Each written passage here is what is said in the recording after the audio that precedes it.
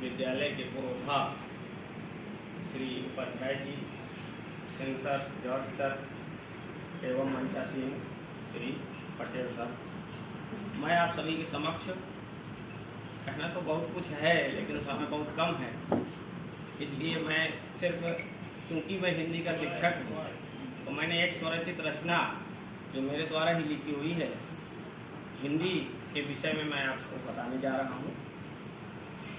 हम सब हिंदी भाषी हैं, बस हिंदी में बतलाओ।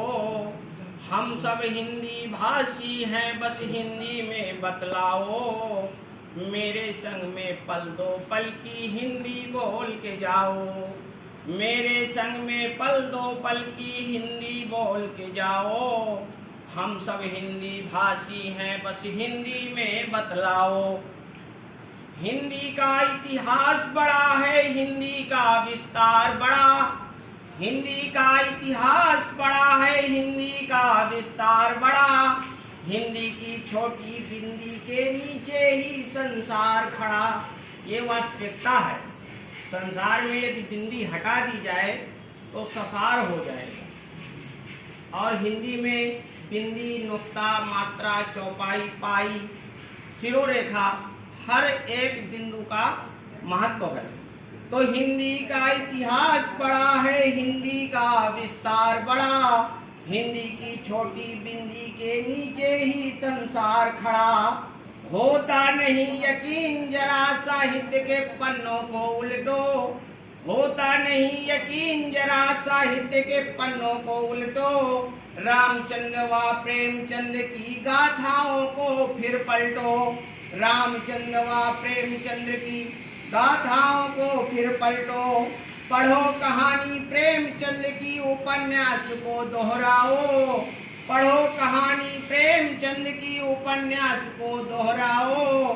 मेरे संग में पल दो पल की हिंदी बोल के जाओ। मेरे संग में पल दो पल की हिंदी बोल के जाओ। हम सब हिंदी भाषी हैं, बस हिंदी में बतलाओ। क्यों बतलाओ? साहित्य में जो प्रमुख कवि हैं, हमारे लेखक हैं, उनके कुछ वर्णन है, सुनिए। सूर जायसी तुलसी मीरा ने मिसरी घोली थी।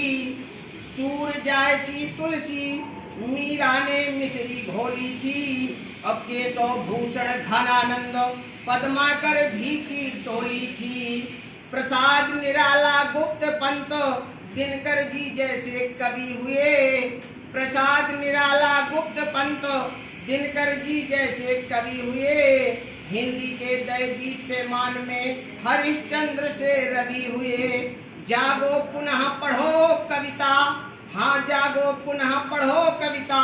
कवियों को नहीं भुलाओ। अब मेरे संग में पल दो पल की हिंदी बोल के जाओ। मेरे संग में पल दो पल की हिंदी बोल के जाओ।